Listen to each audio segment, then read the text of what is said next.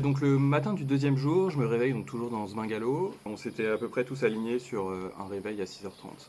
Donc tout le monde se met en route, c'est assez sympa au final de commencer tous ensemble. Donc j'essaye de manger la pizza de la veille en guise de petit-déj, mais très compliqué.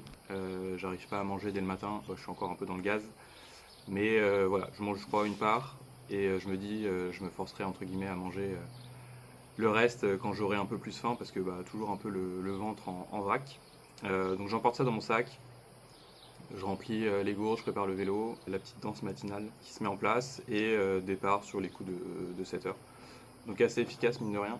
Et les premières heures, toujours un peu compliquées, où les jambes se réveillent, on a un peu la fatigue de la veille quand même qui s'est accumulée. Et sur cette deuxième journée, bon alors je me souviens pas de tout, mais très grosse journée aussi, avec énormément de pluie, les pieds trempés comme si j'étais à la piscine. Et là, c'est cette journée, je pense, qui a été la plus dure.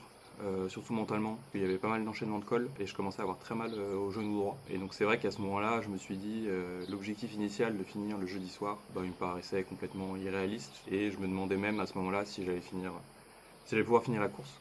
Et donc j'avais un peu ce démon qui grandissait de est-ce que moi aussi en fait je veux faire partie des gens qui vont abandonner. Et donc pendant cette journée, ouais c'était très dur parce que j'avais très mal au genou. Et j'essayais un peu d'évaluer quelle était cette douleur, essayer de comprendre d'où ça venait, qu'est-ce que c'était. Bon, j'ai vite compris que c'était plus une douleur musculaire que articulaire, donc je m'étais dit que le corps allait faire son travail et que j'allais pouvoir continuer, mais bon, j'avais quand même un gros doute. L'objectif était de monter le col des tentes et donc de finir la journée à Lucin-Sauveur. C'était une grosse journée prévue et je pense que j'étais un peu trop ambitieux dès le matin et en fait je m'étais un peu mentalisé à monter ce dernier col avant de finir la journée.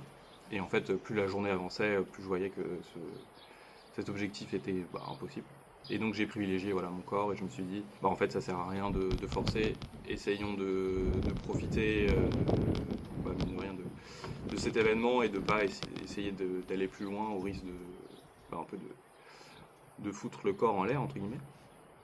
Donc mine de rien, j'avance mais voilà, très mal au genou. Je crois que je fais 200 km avec pareil 5200 de D+. Donc ça reste une grosse journée, mais je m'étais dit voilà, essayer de monter au fur et à mesure en puissance dans les différents jours de la course, après le premier jour un peu plus tranquille, entre guillemets. Mais voilà, c'était pas possible et je m'étais dit que j'avais de la marge parce que je comptais du coup finir en 5 jours et je savais que j'avais jusqu'à 7 jours sur la barrière horaire à finir. Donc déjà c'était ambitieux. Donc je m'étais dit voilà, prends le temps qu'il faut, essayer quand même de profiter, de se rendre compte de ce que je faisais et donc de ne pas forcer sur un corps qui était déjà fatigué. Et donc je finis la journée à Lucin-Sauveur, donc il y avait un aller-retour en fait sur le col, donc j'avais prévu de dormir à Lucin-Sauveur, mais après avoir monté ce col, donc à peu près 40 km de montée et descente que j'ai pas pu faire. Et en plus, dans cette ville-là, je croise des gens le soir qui dorment au même endroit, mais qui ont eux fait le col. Donc c'est vrai que ça rajoute un peu une pression de se dire, en fait on est au même endroit, mais moi j'ai pas réussi à faire ce qu'eux ont pu faire, et surtout ce que j'avais prévu. Mais bon, je me dis c'est pas grave, je connais un peu la puissance entre guillemets d'une nuit de sommeil, donc je me réserve une chambre dans un hôtel. Et donc là, je prends le temps de me doucher, d'essayer de m'étirer un petit peu. Mais là, c'est très compliqué parce que au final, j'arrive même pas à plier la jambe. Donc j'essaye de m'étirer tant bien que mal dans le lit avec la fatigue, les courbatures. Mais ouais, nuit très compliquée, il fait très chaud. C'est une chambre d'hôtel sous les toits, je pense qu'il fait encore 35 degrés dans la chambre, parce que là du coup on est repassé côté France, et c'est vrai qu'en France je pense que les nuages étaient bloqués dans les montagnes. Donc côté Espagne il pleuvait des cordes, et dès qu'on passait côté frontière française, il faisait très chaud, très humide, et donc là passer la nuit dans une chambre où il faisait très chaud, j'ai mis beaucoup de temps à m'endormir.